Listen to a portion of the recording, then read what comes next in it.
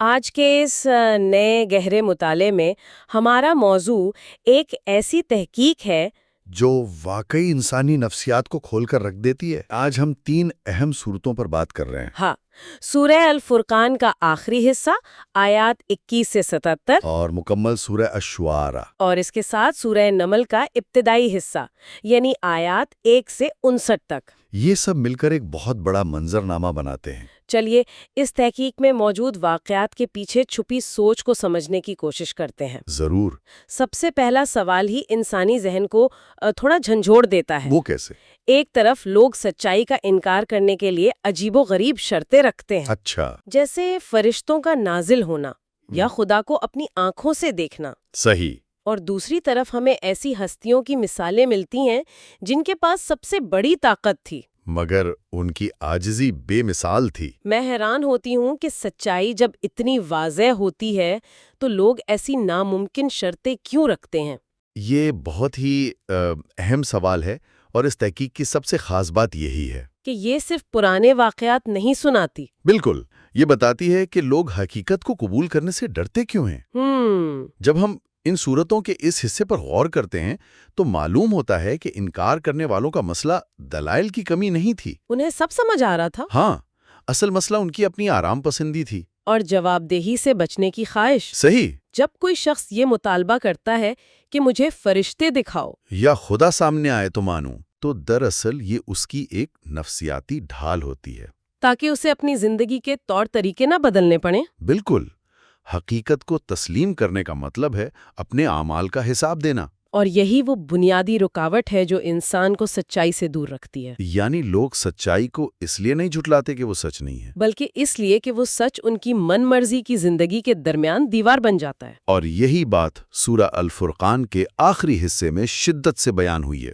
اس تحقیق کے مطابق جوابدہی سے بچنے کا انجام بہت بھیانک بتایا گیا ہے، قیامت کے دن انہی لوگوں کا پچھتاوا اس قدر شدید ہوگا کہ وہ افسوس سے اپنے ہاتھ چبائیں گے وہ پکار پکار کر کہیں گے کہ کاش انہوں نے شیطان کو دوست نہ بنایا ہوتا۔ اور قرآن کو نہ چھوڑا ہوتا۔ سوچئے، ایک انسان پر اس وقت کیا گزرے گی جب اسے یہ احساس ہوگا کہ جس کی باتوں میں آ کر اس نے پوری زندگی گزار دی وہ آخر میں مکر گیا۔ یہاں جو بات سب سے دلچسپ اور تھوڑی پریشان کرنے والی بھی ہے، وہ کیا؟ وہ یہ کہ قرآن کو چھوڑنے یا ترک کرنے کا اصل مطلب کیا بیان کیا گیا ہے۔ عام طور پر تو لوگ یہی سمجھتے ہیں کہ کتاب کو کسی اونچی جگہ پر رکھ دینا، اور اسے نہ پڑھنا ہی اسے چھوڑنا ہے۔ لیکن تحقیق کچھ اور بتاتی ہے۔ ہاں، اس کا دائرہ بہت وسیع ہے۔ اس سے مراد اسے سمجھنے کی کوشش نہ کرنا ہے، اس کے احکامات پر عمل نہ کرنا، اور سب سے بڑھ کر اپنی روزمرہ زندگی کے مسائل میں اس سے رہنمائی نہ ڈھونڈنا۔ یعنی اگر کوئی شخص احترام سے اس کے لفظوں کو دہراتا ہے مگر اپنے اخلاق یا کاروبار میں اس پیغام کو شامل نہیں کرتا، تو وہ بھی دراصل اس پیغام کو ترک کرنے والوں کی فہرست میں کھڑا ہو جاتا ہے۔ یہ ایک ایسی بات ہے جو کسی کو بھی سوچنے پر مجبور کر دے۔ انسان اپنے مفاد اور من مرضی کا اس قدر غلام بن جاتا ہے کہ پھر اسے کوئی منطق سمجھ نہیں آتی۔ ایسے لوگوں کو یہاں تک کہا گیا ہے کہ وہ سننے اور سمجھنے کی صلاحیت کھونے کے بعد جانوروں جیسے ہو جاتے ہیں، بلکہ ان سے بھی بدتر، کیونکہ جانور تو کم از کم اپنی فطرت کے مطابق زندگی گزارتے ہیں۔ مگر یہ لوگ عقل رکھنے کے باوجود راستہ بھول جاتے ہیں۔ بالکل، اور یہ نفس کی پرستشی ہر انکار کی جڑ ہے۔ جب انسان اپنی خواہش کو خدا بنا لیتا ہے تو اسے ہر حقیقت کڑوی لگتی ہے۔ اسی ذہنیت کو بدلنے کے لیے آگے چل کر قدرت کی نشانیوں کی طرف توجہ دلائی گئی ہے، تاکہ انسان باہر کی دنیا کو دیکھ کر اپنے اندر کی دنیا پر غور کرے۔ مثال کے طور پر یہ ذکر آتا ہے کہ کیسے سایہ پھیلتا ہے اور سکڑتا ہے، کیسے رات ایک ٹھنڈے لباس کی طرح آ کر دنیا کو ڈھانپ لیتی ہے۔ پھر ایک انتہائی خوبصورت نشانی 2 سمندروں کے ملنے کی پیش کی گئی ہے، ایک کا پانی بالکل میٹھا اور لذیذ، اور دوسرے کا کھارا اور کڑوا۔ مگر قدرت نے ان کے درمیان ایک ایسی رکاوٹ رکھی ہے جو انہیں آپس میں گڑمڑ ہونے سے روکتی ہے۔ یہ نشانیاں دے کر انسان کی عقل کو جھنجھوڑا گیا ہے۔ اور اس سلسلے میں یہ بات بہت واضح ہوتی ہے کہ مکہ کے دور میں جس جہاد کا ذکر ہے وہ تلوار کا نہیں تھا، بلکہ دلائل کا جہاد تھا۔ قرآن کے ذریعے نشانیوں اور منطق کے ساتھ حقیقت کو عوام تک پہنچانا اصل جہاد تھا۔ دلائل کی اس عظیم طاقت کے بعد سورہ الفرقان کا آخری حصہ ایک نئی منظر کشی کرتا ہے۔ یہ ان لوگوں کا ذکر ہے جو ان دلائل کو تسلیم کرتے ہیں، جنہیں عباد الرحمن یعنی رحمان کے بندے کہا گیا ہے۔ اگر ہم ان کی خصوصیات دیکھیں تو یہ آج کی زندگی کے لیے ایک مکمل گائیڈ بک ہے۔ سب سے پہلی خاصیت یہ بتائی گئی ہے کہ وہ زمین پر عاجزی اور نرم رویے سے چلتے ہیں، تکبر کا کوئی نام و نشان نہیں۔ اور اس سے بھی بڑی بات، جب ان کا سامنا جاہلوں سے ہوتا ہے، آج کے دور میں ہم اسے سوشل میڈیا کے ٹرولز کہہ سکتے ہیں، ہاں، بے مقصد بحث کرنے والے لوگ، تو وہ وہاں الجھتے نہیں ہیں، بلکہ سلام کہہ کر آگے بڑھ جاتے ہیں۔ کتنا وقت اور توانائی بچ جاتی ہے اس ایک چھوٹی سی عادت سے۔ آپ نے ٹھیک کہا، ان کا دنیا کے ساتھ معاملہ بہت سلجھا ہوا ہے، راتوں کو وہ عبادت میں گزارتے ہیں، اور مالی توازن بھی کمال کا ہے، خرچ کرنے میں وہ اعتدال رکھتے ہیں۔ نہ کنجوسی کرتے ہیں اور نہ ہی فضول خرچی۔ اور پھر ان کی دعا دیکھیے، وہ ایسی بیوی یا شوہر اور ایسی اولاد مانگتے ہیں جو آنکھوں کی ٹھنڈک بنے۔ یہ زندگی کا وہ اعلیٰ معیار ہے جو فرد کو معاشرے کا بہترین حصہ بناتا ہے۔ یہ فرق ہمیں اگلے حصے میں اور بھی وضاحت سے نظر آتا ہے۔ جب ہم مکمل سورہ الشورى کی طرف آتے ہیں، سورت کی ابتدا میں اس شدید غم کا ذکر ہے جو رسول اکرم محسوس کر رہے تھے۔ وہ لوگوں کی ضد اور انکار پر انتہائی غمگین تھے۔ یہ غم ان کی ذاتی ناکامی کا نہیں تھا، بلکہ اس فکر اور محبت کا تھا جو وہ دوسروں کے لیے رکھتے تھے۔ ان کے اس غم کو تسلی دینے کے لیے اس صورت میں تاریخ کا ایک وسیع منظرنامہ سامنے رکھا گیا ہے۔ اگر ہم اسے وسیع تر منظرنامے میں دیکھیں تو 7 انبیاء کا ذکر ہے: حضرت موسیٰ، حضرت ابراہیم، حضرت نوح، حضرت ہود، حضرت صالح حضرت لوط، اور حضرت شعیب علیہ السلام۔ ان کے واقعات ایک ہی پیٹرن پر بیان ہوئے ہیں۔ اور وہ پیٹرن کیا ہے؟ ہر قصے میں دکھایا گیا ہے کہ پیغمبر نے آ کر نشانیاں پیش کیں، منطقی دلائل دیے، اپنا اعلیٰ کردار سامنے رکھا، لیکن قوم نے انکار کر دیا۔ اپنی اسی آرام پسندی اور نفس کی پوجا میں پڑھ کر۔ ان واقعات میں آنے والی نسلوں کے لیے نشانیاں ہیں، مگر لوگ سب دیکھ کر بھی ایمان نہیں لاتے۔ تحقیق میں یہ بھی ہائی لائٹ کیا گیا ہے کہ انکار کرنے والوں کو سب معلوم تھا۔ بنی اسرائیل کے عالم اس پیغام کی صداقت کو جانتے تھے۔ پھر اسی صورت میں ایک اہم حکم سامنے آتا ہے: اپنے قریبی رشتہ داروں کو ڈراؤ۔ ہم دنیا کو بدلنے کی بات کرتے ہیں، لیکن سچائی کا پیغام اپنے گھر والوں کو دینا سب سے مشکل ہوتا ہے، کیونکہ وہ آپ کو بچپن سے جانتے ہیں۔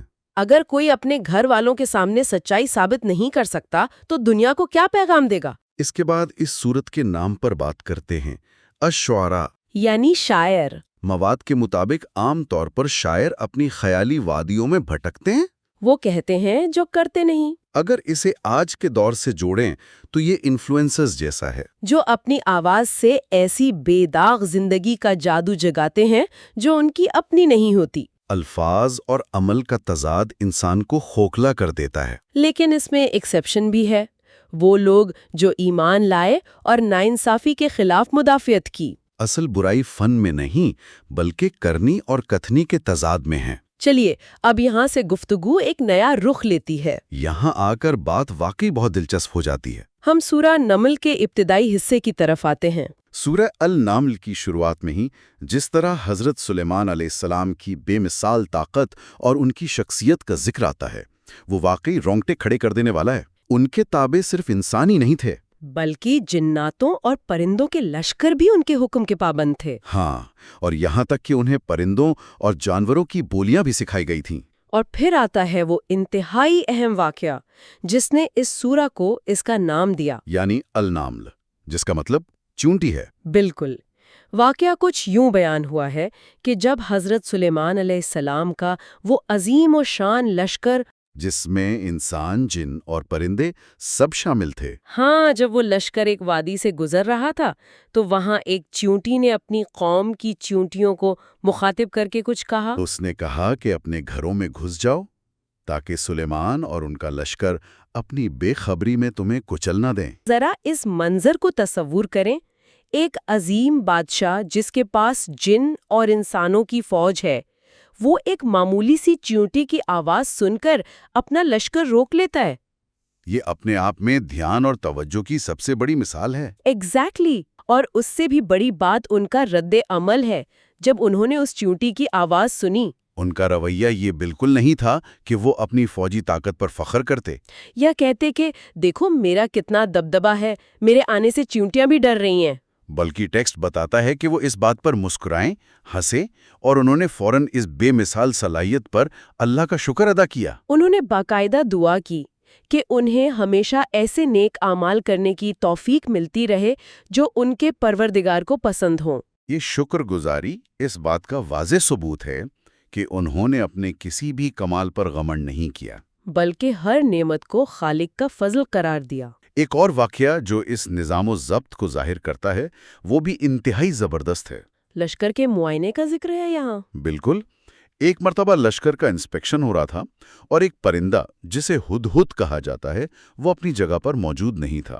مجھے تو یہ سوچ کر ہی حیرت ہوتی ہے کہ اتنی بڑی فوج جس میں جن اور انسان بھرے پڑے ہیں، اس میں ایک معمولی پرندے کی غیر حاضری پر بھی نظر رکھی جا رہی تھی۔ یہ اکاؤنٹیبلٹی اور سخت نظام کی ایک بہترین مثال ہے۔ حضرت سلیمان علیہ السلام نے اس غیر حاضری پر سخت ناراضگی کا اظہار کیا اور باقاعدہ سزا کا اعلان کیا، بشرطے کہ وہ پرندہ اپنی اس غیر حاضری کی کوئی معقول اور ٹھوس وجہ پیش نہ کرے۔ کوئی سالڈ ریزن نہ لائے تو سزا ملے گی۔ لیکن پھر ہدہد واپس آتا ہے اور وہ ایسی نئی خبر لاتا ہے جو اس پوری کہانی کا رخ ہی موڑ دیتی ہے۔ اس نے آ کر بتایا کہ میں وہاں سے آ رہا ہوں جہاں کی آپ کو خبر نہیں، اور اس نے سبا کی ملکہ کا ذکر کیا۔ اس نے بتایا کہ اس ملکہ کے پاس دنیا کی ہر سہولت موجود ہے اور اس کا ایک عظیم و شان تخت ہے۔ لیکن اس انٹیلیجنس رپورٹ کا سب سے افسوسناک پہلو کچھ اور تھا۔ یہی کہ وہ لوگ اللہ کی عبادت کرنے کے بجائے سورج کی پوجا کرتے تھے۔ سورہ واضح کرتی ہے کہ شیطان نے ان کے ان اعمال کو ان کی نظروں میں خوشنما بنا دیا تھا،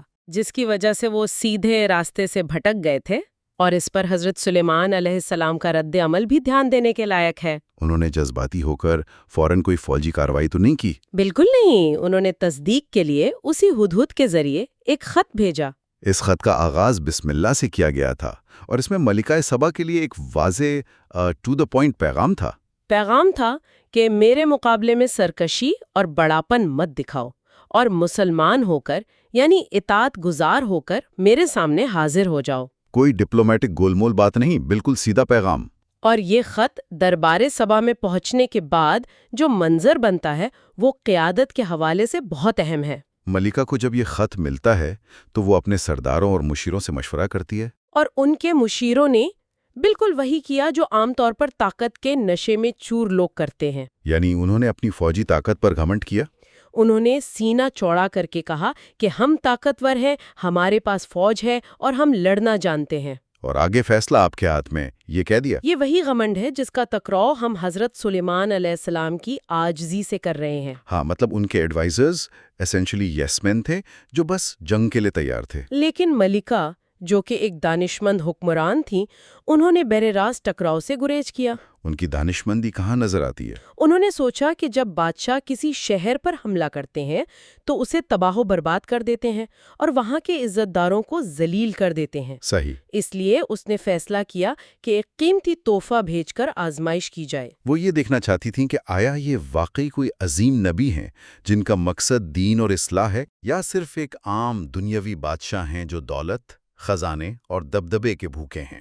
اور جب ملکہ سبا کے سفیر وہ تحفہ لے کر پہنچے تو ان کا جواب بہت سخت اور کلیئر تھا۔ انہوں نے تحفے کو بالکل ٹھکرا دیا اور فرمایا کہ کیا تم لوگ دولت سے میری مدد کرنا چاہتے ہو؟ اللہ نے مجھے جو کچھ دیا ہے وہ تمہارے اس تحفے سے کہیں بہتر ہے۔ انہوں نے ان سفیروں کو دھمکی بھی دی کہ وہ ان پر ایک ایسے لشکر کے ساتھ حملہ آور ہوں گے جس کا وہ سامنا نہیں کر سکیں گے۔ یہ ایک ایسے شخص کا انداز تھا جسے دنیا کی دولت، رشوت یا قیمتی تحفوں سے خریدا نہیں جا سکتا تھا۔ اور یہاں سے کہانی ایک اور حیرت انگیز اور سائیکولوجیکل آزمائش کی طرف بڑھتی ہے۔ جب حضرت سلیمان علیہ السلام کو یہ معلوم ہوا کہ ملکہ اپنا راج چھوڑ کر اطاعت قبول کرنے آ رہی ہیں، تو انہوں نے ایک عجیب مطالبہ کیا۔ دربار میں پوچھا کہ ملکہ کے پہنچنے سے پہلے ان کا وہ عظیم تخت کون یہاں لا سکتا ہے؟ یہ اپنی طاقت کا مظاہرہ بھی تھا اور ملکہ کو اللہ کی قدرت دکھانے کا ذریعہ بھی۔ دربار میں ایک عظیم اور طاقتور جن نے دعویٰ کیا کہ وہ اس تخت کو دربار برخاست ہونے سے پہلے لا سکتا ہے۔ لیکن پھر ایک اور شخص جس کے پاس علم الکتاب یعنی کتاب کا علم تھا، اس نے ایک بڑا دعویٰ کیا۔ اس نے کہا کہ وہ آنکھ جھپکنے سے پہلے ہی اس تخت کو حاضر کر دے گا۔ اور اگلے ہی لمحے تخت وہاں موجود تھا۔ اور سب سے خوبصورت بات یہ ہے کہ جیسے ہی انہوں نے اس عظیم تخت کو اپنے سامنے رکھا ہوا دیکھا، انہوں نے اس اتنے بڑے معجزے پر بھی اپنا سر فخر سے بلند نہیں کیا، فوراً پھر اپنے پروردگار کا شکر ادا کیا۔ اور فرمایا کہ یہ میرے رب کا فضل ہے تاکہ وہ مجھے آزمائیں کہ میں شکر کرتا ہوں یا ناشکری۔ بہت اہم پوائنٹ ہائی لائٹ کیا آپ نے۔ اس کے بعد ملکہ کی آمد پر تخت کی شکل تھوڑی تبدیل کر دی گئی۔ جب ملکہ دربار میں آئیں تو انہیں آزمانے کے لیے پوچھا گیا کہ کیا ان کا تخت ایسا ہی ہے؟ ملکہ نے یہاں ایک بار پھر اپنی دانشمندی کا مظاہرہ کیا۔ بجائے یہ کہنے کہ ہاں یہ وہی ہے، جو کہ ان کے حساب سے امپاسبل تھا کیونکہ وہ تو تخت وہاں چھوڑ کر آئی تھی، یا یہ کہنے کہ نہیں یہ وہ نہیں، جبکہ وہ بالکل ویسا ہی لگ رہا تھا۔ انہوں نے بہت بیلنسڈ جواب دیا، کہا گویا یہ وہی ہے۔ It seems as though it is۔ کیا سمارٹ جواب تھا۔ لیکن اصلی ٹرننگ پوائنٹ تو وہ شیشے کے محل والا واقعہ ہے۔ ہاں، وہ شیشے کا محل انسانی ادراک یعنی پرسیپشن اور حقیقت کے درمیان فرق کو بڑی خوبصورتی سے واضح کرتا ہے۔ ملکہ سبا کو ایک ایسے محل میں بلایا گیا جس کا فرش نہایت شفاف شیشے سے بنایا گیا تھا۔ جب ملکہ وہاں پہنچیں تو وہ اسے پانی کا چشمہ سمجھیں اور انہوں نے اپنے کپڑے تھوڑے اوپر اٹھا لیے تاکہ وہ بھیگ نہ جائیں۔ جب انہیں بتایا گیا کہ یہ پانی نہیں بلکہ شیشے کا چکنا فرش ہے تو اس واقعہ نے ان کی سوچ پر گہرا اثر ڈالا۔ واو! مطلب یہ صرف کوئی دھوکہ دینے والی بات نہیں تھی، اس کے پیچھے ایک بہت گہری حکمت تھی۔ ایگزیکٹلی۔ اس لمحے انہیں اس بات کا شدید احساس ہوا کہ جس طرح وہ اس فرش کے معاملے میں دھوکہ کھا گئی تھیں اور ظاہر کو حقیقت سمجھ بیٹھی تھی، بالکل اسی طرح وہ دنیا میں کائنات کے حقیقی خالق کو پہچاننے میں دھوکہ کھا رہی تھی۔ وہ ایک چمکتے ہوئے ظاہری سورج کی پوجا کر رہی تھیں اور اسے ہی سب کچھ سمجھ بیٹھی تھیں، جبکہ اس سورج کو بنانے والا اصل خالق تو کوئی اور ہے۔ اس عظیم قدرت اور دانشمندی سے متاثر ہو کر انہوں نے فوراً سورج کی پوجا چھوڑ دی اور اپنی غلطی کا اعتراف کرتے ہوئے اللہ کی اطاعت مکمل طور پر قبول کر لی۔ یہ ہوئی نا ایک کامیاب اور سمجھداری کی مثال۔ لیکن سورہ النمل کی انہی آیات میں اس کہانی کے بعد بالکل مختلف قسم کے واقعات اور رویوں کی طرف اشارہ ملتا ہے۔ اب ایک بالکل مختلف منظر سامنے آتا ہے، حضرت صالح علیہ السلام کی قوم کا قصہ۔ اس قوم کا معاملہ ملکہ سبا سے بالکل الٹ تھا۔ یہاں بتایا گیا ہے کہ اس قوم میں 9 مفسد یعنی فساد پھیلانے والے سردار تھے۔ جب حضرت صالح علیہ السلام نے انہیں حق کی دعوت دی تو بجائے غور کرنے کے ان 9 سرداروں نے ایک انتہائی خطرناک مافیا سٹائل سازش تیار کی۔ انہوں نے آپس میں قسمیں کھائیں کہ وہ رات کے اندھیرے میں حضرت صالح اور ان کے گھر والوں پر اچانک حملہ کر کے انہیں قتل کر دیں گے۔ اور اس سازش کا سب سے ہولناک حصہ صرف قتل نہیں تھا، ان کا ارادہ یہ تھا کہ قتل کے بعد جب حضرت صالح کے وارث ان سے سوال کریں گے تو وہ 9 کے 9 سب مل کر جھوٹی قسم کھا لیں گے کہ وہ اس قتل کے وقت وہاں موجود ہی نہیں تھے۔ اور انہیں اس واقعے کا کوئی علم ہی نہیں۔ یہ تھا طاقت اور بے خوفی کے نشے میں کی گئی مکاری کا عروج۔ جہاں وہ سمجھ رہے تھے کہ وہ اللہ کو بھی دھوکہ دے لیں گے۔ لیکن ٹیکسٹ واضح کرتا ہے کہ اس سے پہلے کہ وہ اپنی اس چال کو عملی جامہ پہناتے، اللہ نے اپنی خفیہ تدبیر چلائی۔ نتیجہ یہ نکلا کہ وہ 9 سردار اور ان کی پوری سرکش قوم ایک عذاب سے تباہ و برباد ہو گئی۔ اور صرف حضرت صالح علیہ السلام اور ان پر ایمان لانے والے ساتھی بچائے گئے۔ یہ واقعہ پڑھتے ہوئے ایک چیز جو بہت متاثر کرتی ہے وہ یہ کہ یہ صرف کسی پرانی قوم کی داستان نہیں ہے۔ اس کا اس وقت کے حالات سے ایک بہت گہرا کنیکشن، ایک ریلیونس تھی، کیونکہ بالکل اسی طرح کی ایک سازش مکہ کے مشرکین بھی رسول اکرم کے خلاف تیار کر رہے تھے۔ وہ بھی رات کے اندھیرے میں ہر قبیلے سے ایک ایک شخص کو ملا کر اچانک قتل کرنے اور بعد میں جھوٹ بولنے کا منصوبہ بنا رہے تھے تاکہ خون بہا کا مطالبہ نہ ہو سکے۔ یہ بیسکلی ہسٹری کا ریپیٹ ہونا تھا۔ لیکن جس طرح اس زمانے میں اللہ نے حضرت صالح علیہ السلام کو محفوظ رکھا اور سازش کرنے والوں کو تباہ کیا، بالکل اسی طرح اس نے اپنے آخری نبی کو بھی مکہ کی ان مکاریوں اور سازشوں سے محفوظ رکھا۔ اور اسی سلسلے کی آخری مثال جو یہاں بیان ہوئی ہے وہ حضرت لوط علیہ السلام کی قوم کا واقعہ ہے۔ یہ ذکر مختصر ہے مگر اس کا پیغام انتہائی شدید ہے۔ اس قوم کی سرکشی کا معیار یہ تھا کہ وہ ہر طرح کے غلیظ اعمال میں مبتلا تھے۔ اور جب حضرت لوط علیہ السلام نے انہیں ان برائیوں سے روکا تو اس قوم نے شرمندہ ہونے کے بجائے ایک انتہائی عجیب اور الٹا رویہ اپنایا۔ انہوں نے فیصلہ کیا کہ حضرت لوط اور ان کے گھر والوں کو شہر سے باہر نکال دیا جائے۔ اور آپ جانتی ہیں وجہ کیا بتائی؟ وجہ یہ نہیں تھی کہ وہ کوئی جرم کر رہے تھے، بلکہ قوم نے کہا یہ ایسے لوگ ہیں جو پاک دامن رہنا چاہتے ہیں۔ یہ تو انتہائی ٹوسٹڈ لاجک ہوئی نا۔ پاکیزگی کو ہی جرم بنا دیا۔ مطلب پاک دامانی کو، اچھائی کو انہوں نے شہر بدر کرنے کا جواز بنا لیا۔ جب کسی معاشرے میں نیکی ایک جرم بن جائے اور برائی سٹینڈرڈ بن جائے تو پھر تباہی تو آنی ہوتی ہے۔ صحیح کہا، اور اس شدید سرکشی اور برائی پر مسلسل قائم رہنے کی وجہ سے ہی ان پر ایک تباہ کن بارش برسائی گئی، جو کہ ایک سخت عذاب تھا۔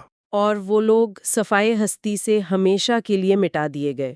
آج کی اس گفتگو کو سمیٹیں تو دو راستے واضح ہیں۔ ایک وہ لوگ جو خواہشات کے غلام ہیں اور حق کو رد کرتے ہیں، اور دوسری طرف حضرت سلیمان کی مثال، جن کی ہر کامیابی عاجزی اور شکر پر مبنی تھی۔ تو ان سب کا مطلب کیا ہے؟ مواد ایسی ہستیوں کا ذکر کرتا ہے جن کے پاس بیان سے باہر طاقت تھی، پھر بھی انہوں نے اسے آزمائش سمجھا۔ آج کے دور میں جہاں طاقت انسان کو مغرور کر دیتی ہے، کیا ایسی عاجزی ہماری عام زندگی اور کامیابیوں کا حصہ بن سکتی ہے؟ یہ وہ تحقیق ہے جس پر سب کو غور کرنا چاہیے۔ یہی وہ فکر انگیز سوال ہے جو ہم سب کے لیے سبق ہے۔